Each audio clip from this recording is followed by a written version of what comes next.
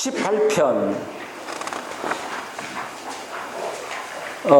여러분이 이 시편 18편을 보시면 사마 22장에 있는 시하고 똑같다는 걸 발견해요. 이 시는요, 어떻게 보면 굉장히 일찍 써진 시로 보이긴 해요. 그러나 사무엘하 22장에 있는 걸 보면 다윗의 후기에 써진 책으로 봐요. 그러니까 다윗이 모든 고난을 다 이기고 마지막에 자기 생애를 회상하면서 쓴 그런 시로 우리가 볼 수 있는데, 이 시가 이렇게 긴 건 처음에는 이렇게 긴 시편이 아니었는데 거기에 후대에 사람들이 첨가해서 된 시라고 이렇게 봐요. 그래서 이 시를 둘로 나누면 1절에서 30절 그리고 31절에서 50절로 나누어질 수 있습니다. 그래서 오늘 이 시간에는 주로 1절에서 30절을 보고 싶어요.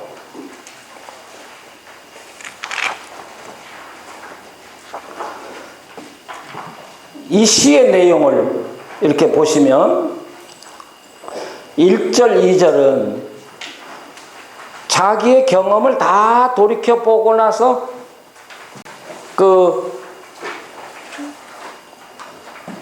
자기 인생을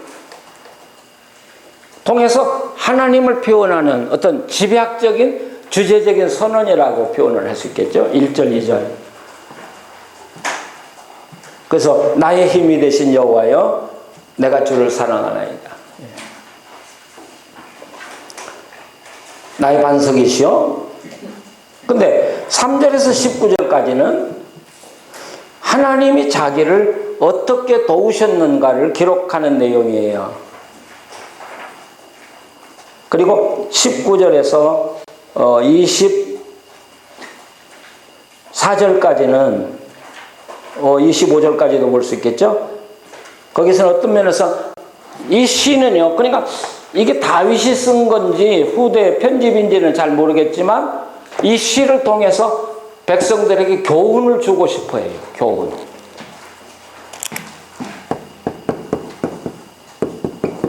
그래서 이 시편은 다윗의 감사의 시지만 어떤 면에서 백성들에게 교훈을 주는 어떤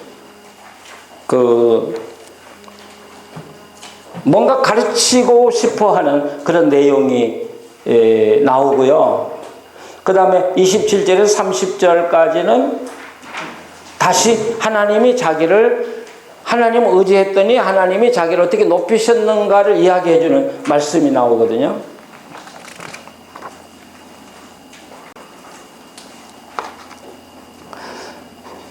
이런 구조로 이 시편은 다른 시하고는 좀 다르게 이 시는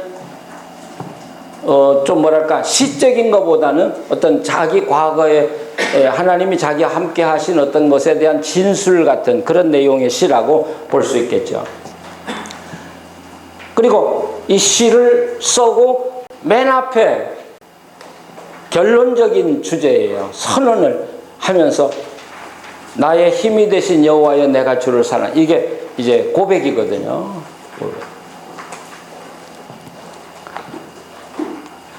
그러면서 이 시인은 하나님을 표현해요. 반석, 요새, 나 건지시느니 나의 하나님, 피할 바위, 방패, 구원의 뿔, 산성 이런 표현을 써요. 근데 여기 처음에 나오는 바위와 반석과 바위는 약간 달라요. 처음에 나오는 바위는 이 셀라라고 하는 것은 바위에 갈라진 틈을 이야기하니까 어떤 면에서 피난처를 생각하는 말씀이고요. 그 다음에 내가 피할 바위시오 그럴 때 이것은 수루라고 해서 바위, 반석, 절벽을 이야기하죠. 이 내용을 우리가 간추려 보면 하나님은 나의 피난처고요. 나의 방패고요.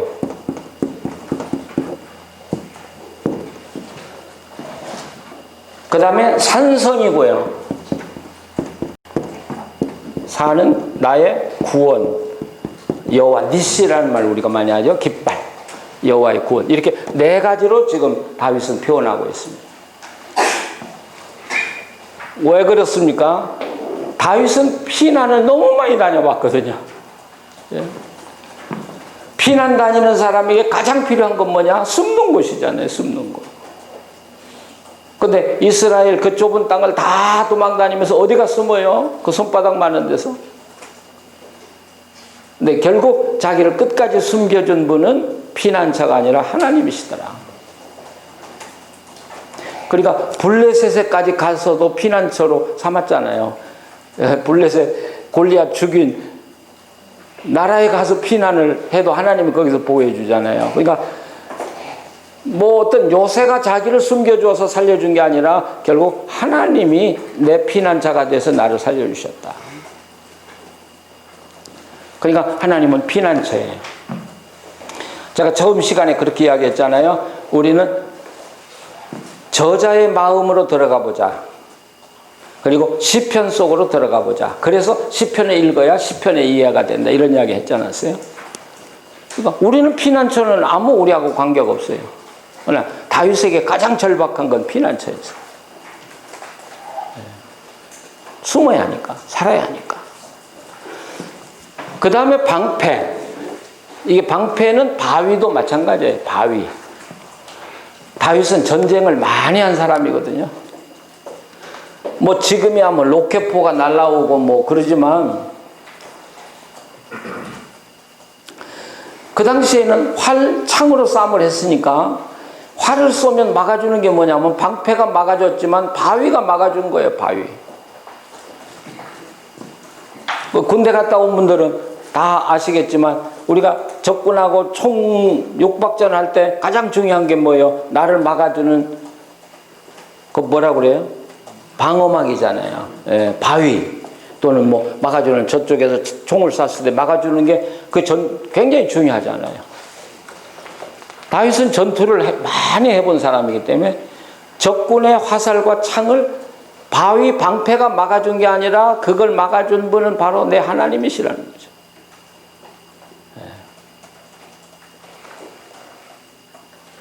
저는 이 산성이라는 게 참 재미있는 것 같아요. 산성. 산성은 뭐 하는데요? 가서 쉬기도 하고요. 저 산성이요. 나를 보호해 주는 것이고 쉬는 것이지만 저게 보급창이에요. 보급창. 군에서 보급이 얼마나 중요한 줄 아세요? 제가 이 시편 28편을 쉽게 이해할 수 있었던 건 군대 생활을 하면서 전방에 가서 군대 생활하면서 보니까 이게 산성이 보급창이야. 이게가 먹을 거 떨어졌습니다. 그럼 먹을 거 갖다 주고 옷이 떨어졌습니다. 갖다 주고 무기가 떨어졌습니다. 갖다 주고 화살이 떨어졌으면 갖다 주고 하는 여러분 보급창이 없이는 싸움할 수가 없잖아요. 그러니까 보세요. 하나님이 피난처로 자기를 감춰주셨고 방패로 모든 걸 막아주셨고 보급을 넉넉히 해주시니까 다윗은 승리할 수밖에 없죠. 그래서 그걸 집약해서 나의 힘이 되신 여호와여. 나의 힘은 바로 이 네 가지를 이야기하는 거예요. 피난처, 방패, 산성, 구원. 나의 힘이 되신 여호와여. 그렇기 때문에 내가 주를 사랑합니다. 그렇기 때문에 사랑하는 건 아니겠죠. 하나님은 너무 위대한 분이기 때문에 사랑하는 것이죠. 제가 달라스에 가가지고 만 19년 목회했잖아요. 달라스 다른 교회 목사님들과 달라스 시민들이 그 교민들이 그런 이야기를 한대요. 저 이연길이는 불사조다. 우리 같으면 100번 죽을 것 같은데 또 살아나고 또 살아나고 또 살아나고 한다고. 근데 나는 그렇게 그 위기라고 느껴본 적이 한 번도 없어요. 근데 남들이 볼 땐 내가 정말 불사조로 보였던가 봐. 다른 목사 같으면 몇 번 죽어야 되는데 살아난다. 아니요. 진짜 위기가 있었어요. 저도요. 뭐 없었던 거 아니에요. 근데 저는 위기가 오고 문제가 오면 그거하고 싸움을 안 해요. 그건 하나님께 넘겨줘요. 내가 당신의 종이고 내가 당신의 일을 한다면 이 일은 하나님이 책임져 주셔야 된다. 그걸 맡기고 저는 제가 할 일만 충실하게 해나가요. 제가 하는 일. 예. 성경 연구하는 일, 설교하는 일. 지금 생각해 보면 저는 제 목회에 거의 모든 시간을 설교 준비에 쏟았어요. 아니, 설교 준비에 쏟았다고 하기보다는 성경을 연구하는 데 쏟았어요. 그러니까 성경 연구하는 데 쏟아 보니까 설교는 저절로 준비가 되는 거예요. 예.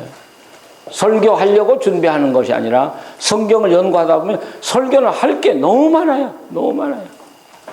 예, 설교 감이 모자라가지고 찔찔 맨다는 게 말이 안 되는 이야기예요. 그 자신 있고 그리고 늘 성경을 연구해 놓고 내가 글 쓰는 일이나 성경 가르치는 일이나 설교 준비할 것이 늘 쌓여 있으니까 곳간의 양식이 넉넉한 사람처럼 자유롭게 교인들도 만나고 신방도 하고 마음대로. 그러니까 야, 저 목사는 어떻게 여유가 있냐. 예. 예, 결국은 하나님이 나에게 맡겨주신 창고의 곡식을 자꾸 쌓아가는 거예요. 그거밖에는 저는 그 일만 했다고 생각해요. 근데 그렇게 사니까 내가 직면한 문제들은 하나님이 풀어가 주시더라고요. 하나님 풀어버려요. 정말 진실하고 성실하게 하나님만 바라보고 목회하는 분들이 고난당하는 경우가 참 많아요. 근데 저는 그런 이야기 합니다. 우리 교인들한테도 그냥 뭐랄까? 오직 예수만 부르짖고 꽉 맥혀서 사는 사람들은 크리스찬이 아니라고 나는 그럽니다. 말로는 주여 주여 하는데 나가서는 그렇게 안 살아요. 목사들도 마찬가지요. 난 오직 이것만 위해서 생명 바친다. 그 목사는 좋은 목사가 아니야. 지혜로워야지. 같은 이야기. 결국 우리 설교라고 하는 건 어떻게 진리를 전파해서 그 사람을 하여금 살게 할 거냐가 중요한 거예요. 내가 이 말을 하는 게 중요한 게 아니라. 그건 교인들이 안 듣지만 난 합니다. 아니, 난 그거 아니에요. 설교자는 그 사람이 듣도록 해. 예수님도 그렇게 맹꽁이 같은 설교 안 하셨어. 예. 예수님이 얼마나 지혜롭게 설교하셨는데요. 결국 고통을 당하는 목사님들이 애매하게 당하는 경우도 많아요. 난 그것도 인정해요. 그러나 내가 볼 때는 그분들이 너무 맥혔어. 융통성이 없어. 그러니까 교인들이 봐도 답답한 거예요. 아이, 저 목사가 저렇게 답답해가지고. 아니, 내용도 가져야지만 지혜가 좀 있어야죠. 전달하는 지혜. 내가 교인들하고 타협하라는 말도 아니고 세상과 타협하라는 말도 아니에요. 나 그렇게 안 살았어요. 그러니까 서울에서 큰 교회 장로들이나 교인들이 우리 교회 오면 깜짝깜짝 놀라요. 어떻게 저런 설교를 목사가 하냐. 서울 같으면 벌써 쫓겨났지. 저 그렇게 설교하고 살았지만 그게 문제가 하나도 안 돼요. 교인들이 생각할 때 저 목사는 하나님 말씀을 전하는 사람이라고 믿어주니까 내 감정이 아니라고 생각하니까.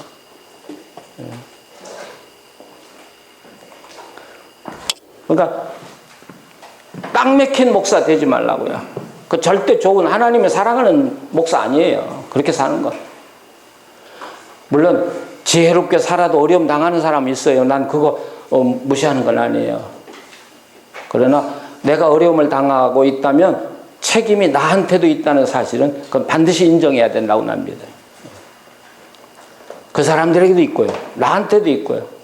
그 어려움을 당하면서 내가 다시 뉘우치고 깨닫고 발전하고 그리고 내 폭이 넓어지면서 하나님께도 가까이 가고 그러면서 문제를 해결해 나가는 그것이 우리 목사가 해야 될 일이라고 생각하거든요. 자, 그런데 3절에서 19절을 읽어보면 무슨 말인지 잘 모르겠어요.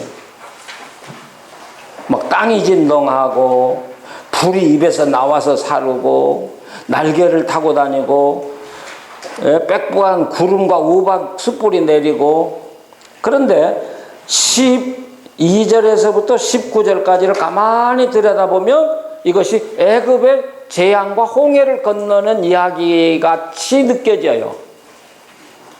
거기 가요.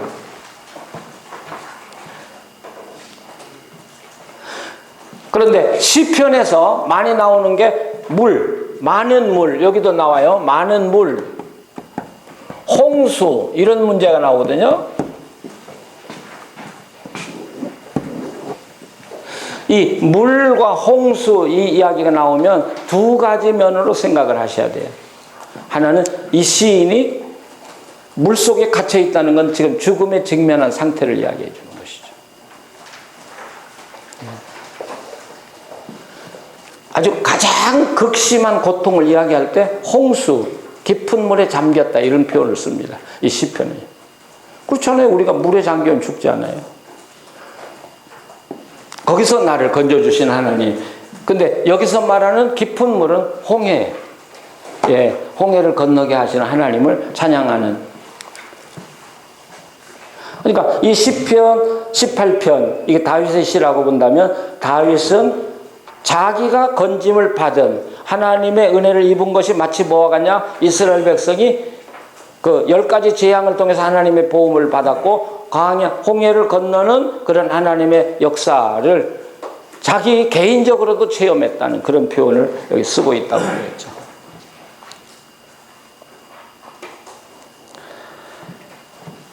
그래서 그 15절에 이럴 때 여호와의 꾸지람과 콧김으로 말미암아 물밑이 드러나고, 이 물밑에는 the belly of sea, 바다의 계곡이 드러나고, 세상에 the foundation of the earth, 이 땅의 기초가 드러났다. 홍해 건너는 이야기잖아요. The belly of the sea니까 바다가 다 말라가지고 길이 나고 foundation of the earth, 예? 땅의 기초가 이렇게 드러나서 사람들이 건너가는 그런 모습을 여기. 그러니까 이스라엘은 자기 공동체가 경험한 것이 곧 자기도 경험하는 거예요. 예. 내가 경험한 것이 민족의 어떤 경험이고요. 그러니까 성경에 나오는 그런 이적들이 똑같지는 않지만, 나도 경험하면서, 나도 살아보니까 그걸 경험하게 되는 거예요. 제가 그런 이야기 많이 해요. 엘리야를 하나님이 까마귀를 통해서 먹여 살려주셨다. 제가 경험했어요. 하나님이 목사를 먹여 살려준다는 걸 제가 경험하고 산 사람이에요.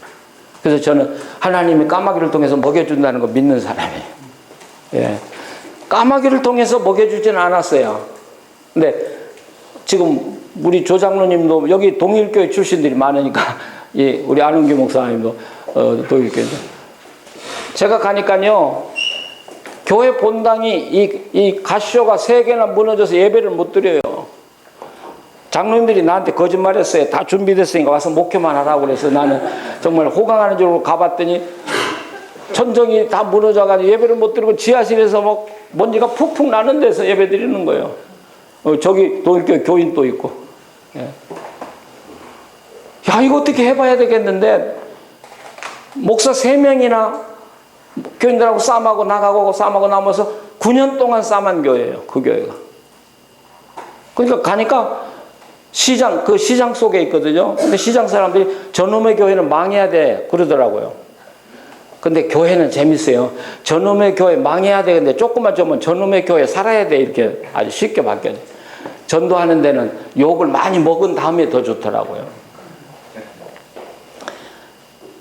어떻게 할 길이 없는 거예요. 교인들한테 헌금하자고 그래도 헌금 나올 길이 없어요. 그래서 그때 약국 가는 집사님이 있는데 그분 찾아갔잖아요. 그래서 제가 그분에게 단독 직업적으로, 집사님 나한테 돈을 좀 빌려주시오. 그러니까 얼마요? 1억 5천만 빌려주시오. 그 당시에 80년대 1억 5천이면요, 아파트 몇 채 삽니다. 그러니까 이분이 눈을 껌뻑껌뻑 하더라고요. 뭐 하려고요? 그래서, 아니, 묻지 말고 나한테 주겠어, 안 주겠어? 그랬더니, 목사님, 제가 드리겠습니다. 그래서 당에 모여서 우리 교회 이거 다시 수리한단 말이야. 개축한다. 그러니까 장로들도 돈이 어디서 났는지는 모르고 시작을 한 거예요. 근데 제가 봉급을 다 받을 수 있어요? 그때 제 봉급이 70만 원이 한 달에. 10만 원만 우리 아이들 기르고 내 먹을 것만 생각하고 10만 원만 떼고 60만 원을 헌금을 집어넣는데 이건 아무도 몰라요. 아마 지금도 동일교인들이 몰라요. 조장로님도 그 이야기 지금 처음 들을 거예요. 10만 원 가지고 1년 반을 버틸라고 생각한 거예요.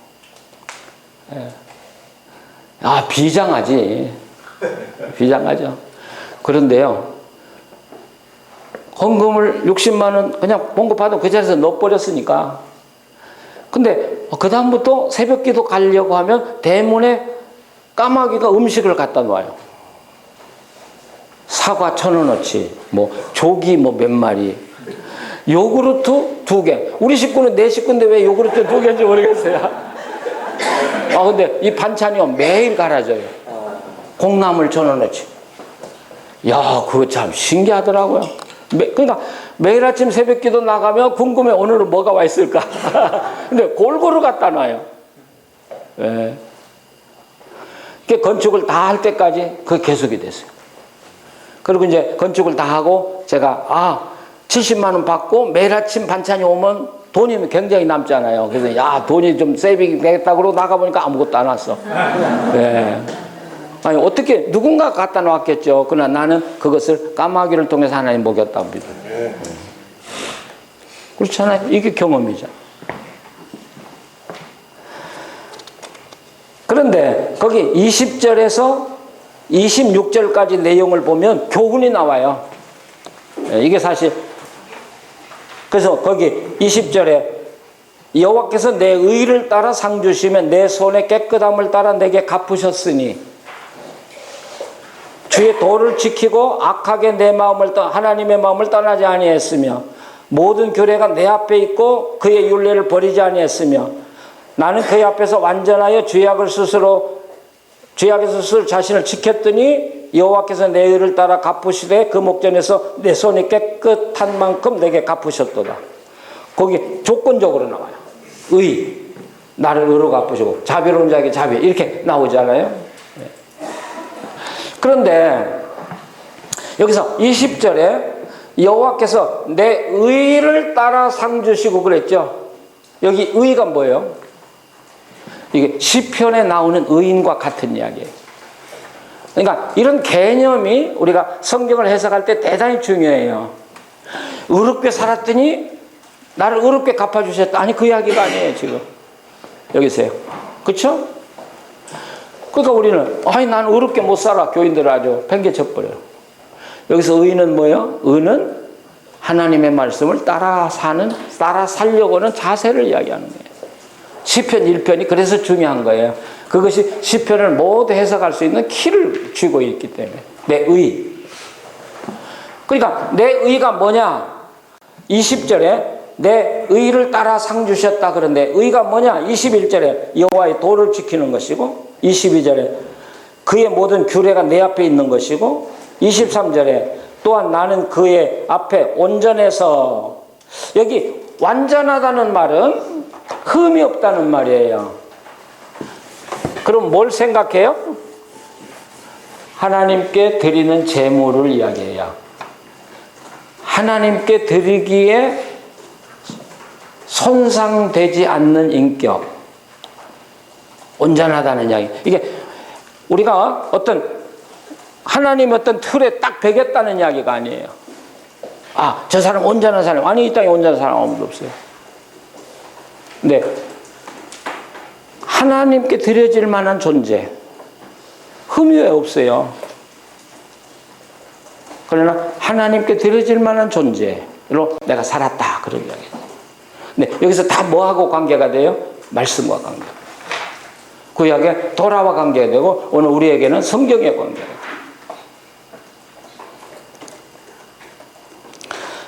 제가 왜 성경을 강조하냐면 정말 우리 목사님들이 어떤 길이 막혔다면 성경으로 돌아가라는 거예요.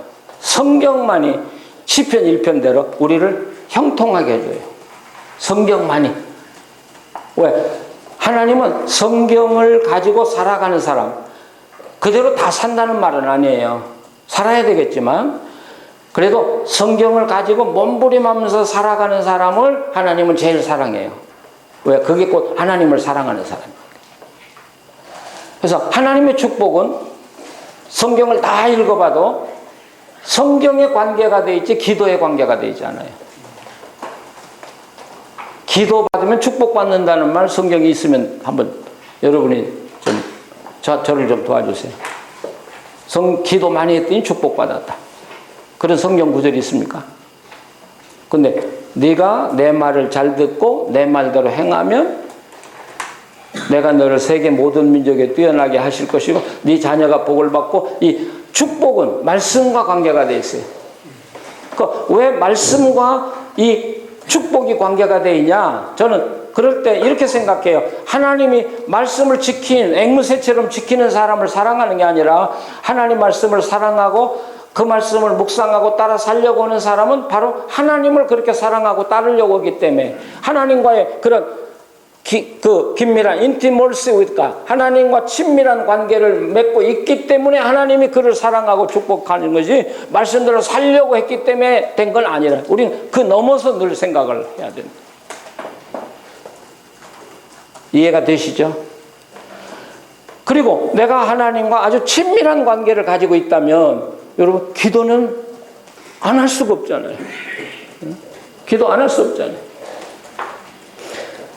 저는 요즘 이런 생각이에요. 기도 응답받다고 자랑하지 말아라. 그건 하나님과 함께 살아가면 자연히 다 이루어지는 거지. 무슨 기도했더니 응답받아. 그러면 하나님과 나와는 관계가 없고 그냥 내가 하나님 거 뺏으려고 노력하고 막 부르짖었더니 그건 내가 뺏었다. 그냥 그 이야기예요? 아니요. 하나님과 함께 살아보니까 그런 일은 그냥 절로 이루어지는 거예요. 그건 기도 응답 받았다고 좋아할 게 아니라 하나님이 나와 함께 사니까 이런 일이 일어난다고 그래야지. 내가 기도 응답 받았다고 그건 말도 안 되는 소리라고 생각해요. 그 제가 우리 목사님들에게, 우리 목회자들에게 강조하는 성경 말씀을 강조하는 이유가 거기 있어요. 제가 살아보니까, 평생 살아보니까.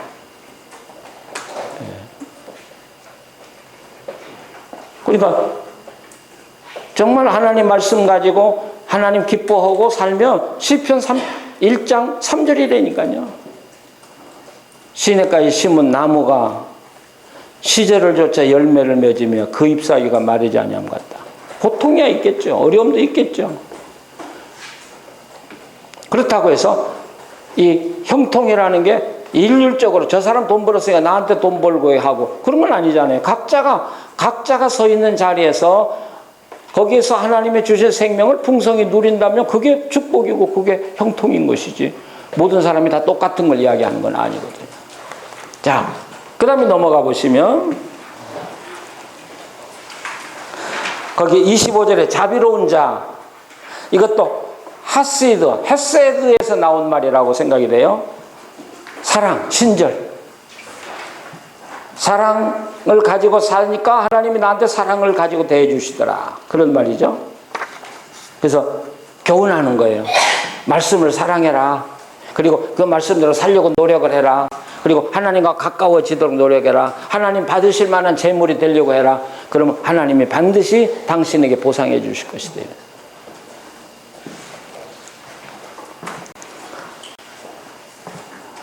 자, 그렇게 살았더니 28절 주께서 나의 등불을 켜시며 여호와 내 하나님이 내 흑암을 밝히시리이다. 자, 밤이 되면 지금은 전기불이 있습니다만 옛날에는 등불을 다 켰습니다.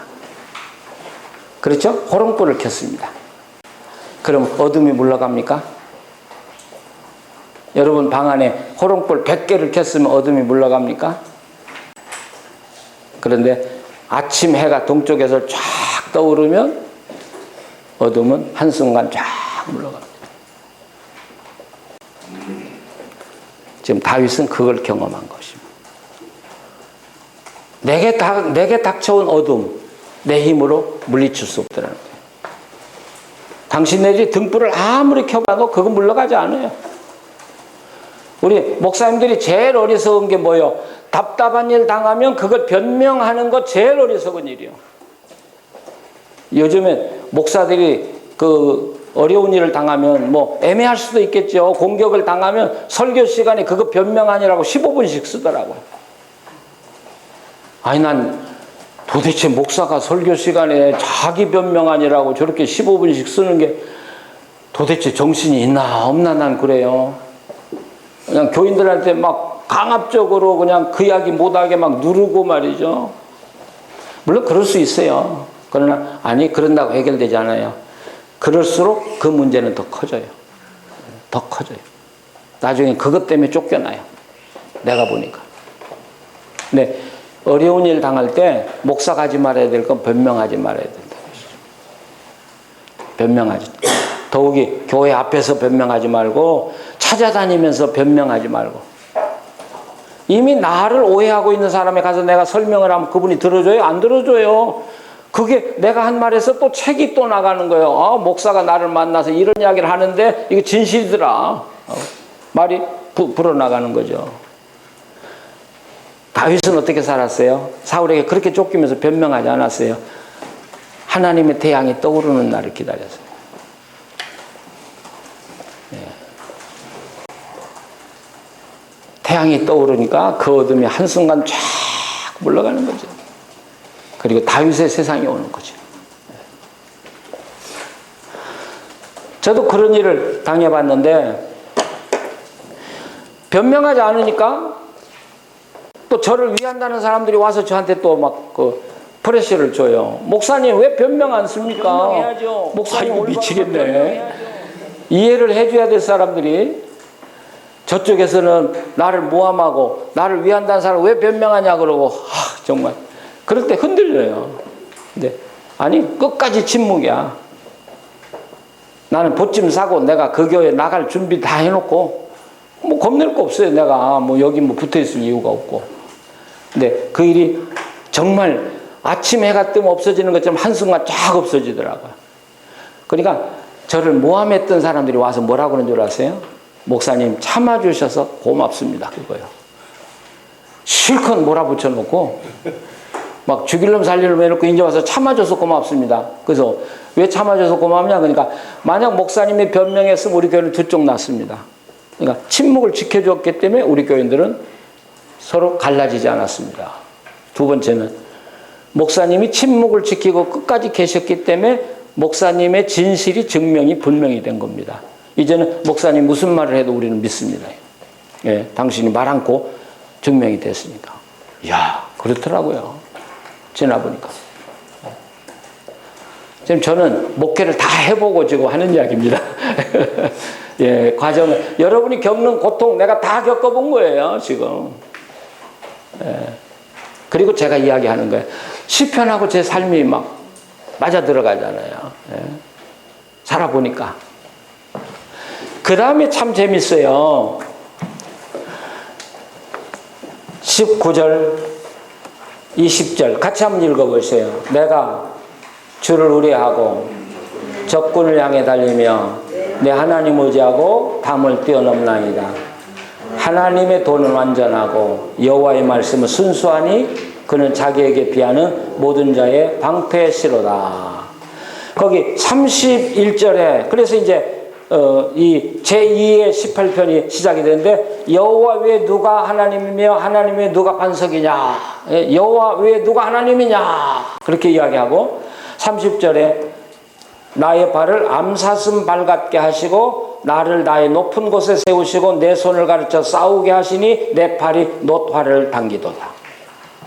다시 말하면 하나님이 나하고 함께 사시니까 나에게 불가능한 일들을 내가 할 수 있게 되더라는 이야기예요. 이야기가 쉽게 말하면 impossible이 possible 하게 되더라는. 어떻게 놋화를 당겨요? 어떻게 담을 뛰어넘어요? 이건 불가능한 일이에요. 근데 하나님이 함께 하시니까 자기도 모르게 전혀 불가능했던 일이 possible 하게 돼요. 이게 다윗의 고백이에요.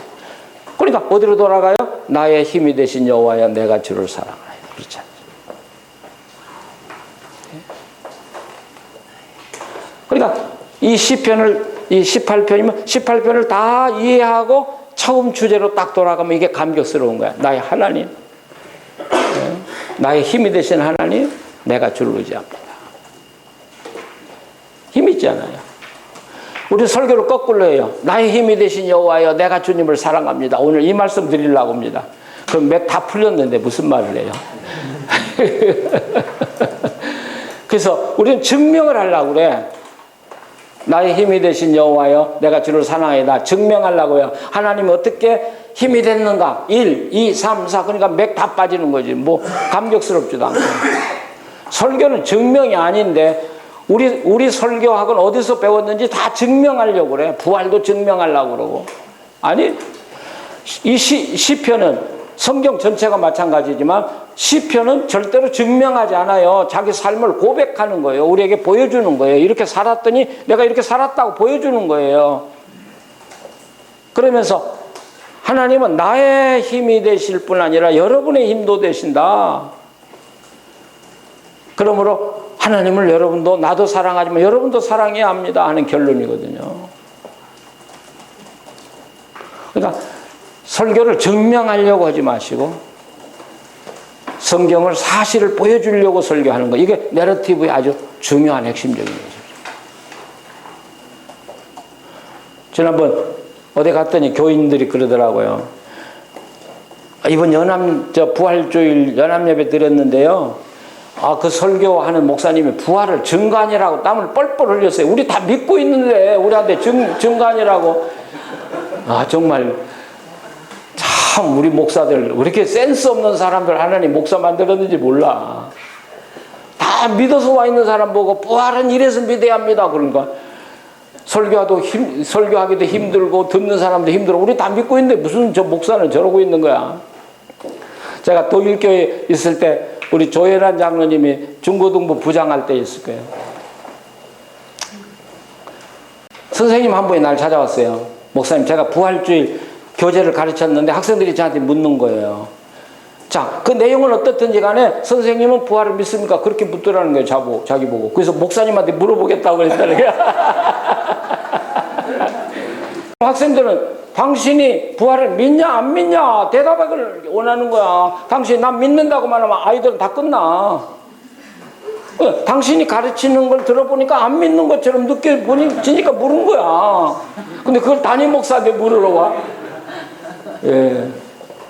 이 시에서 우리에게 가르쳐 주는 건 뭐냐면 구원은 하나님의 선물이지만 하나님의 은혜와 축복은 단순히 선물이 아니다라는 거예요.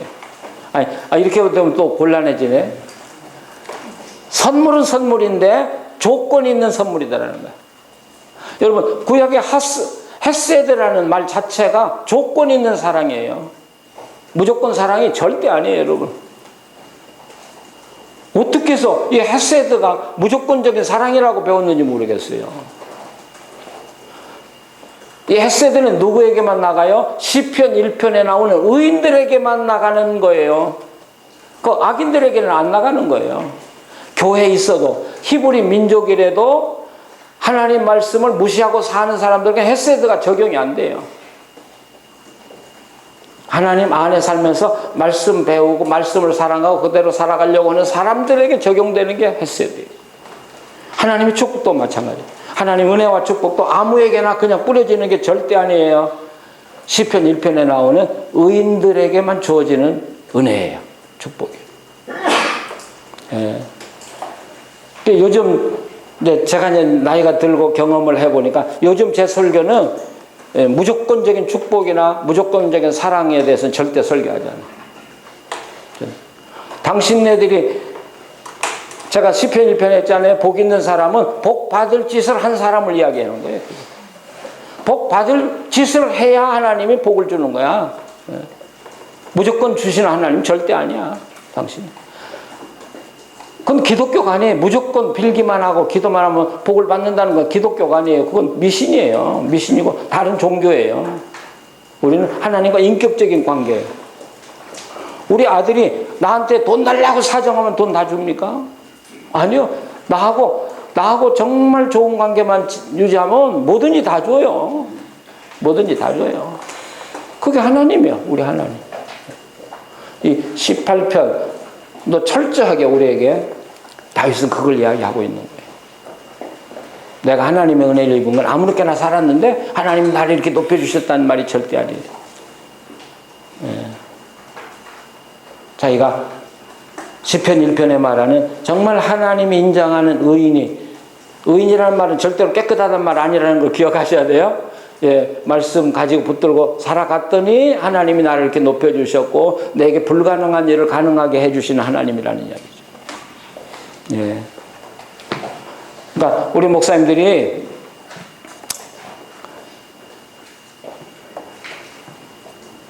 절대로 편안하게 목회하려고 오지 마시고요. 예, 그냥 갑자기 하나님이 막 축복만 주면 우리 교회가 막 대부흥이 되리라고 기대 절대 하지 마세요. 그런 부흥은 없어요. 여러분이 사기꾼이 되지 않는 이상. 예, 절대 없어요.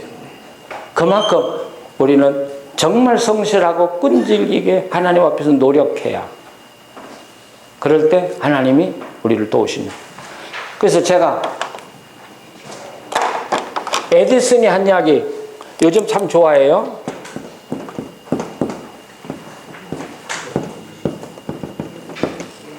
(1%의) 영감과 (99%의) 노력. 어느 게 큽니까? 어느 게 위대합니까? 우리는 99%의 노력만 강조해요. 근데 여러분 보세요. 1% 이코르 99. 1 이코르 99. 그럼 어느 게 위대해요?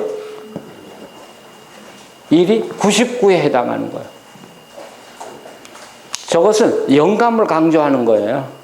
근데 99%를 노력하지 않는 사람에게 1% 영감은 안 와요. 그렇죠? 1%의 영감이 안 왔는데 99% 노력은 그건 아무 의미가 없어요. 열매가 맺히지 못해요. 결국 우리 노력이 99% 있어야 돼요. 그럴 때 하나님은 1%의 영감을 주시는데 이 1%가 열매 맺게 해주는 거예요. 우리에게 1% 하나님의 영감이. 하나님이 99%의 영감 줘서 1% 노력하는 사람 채워주시지 않아요. 절대로.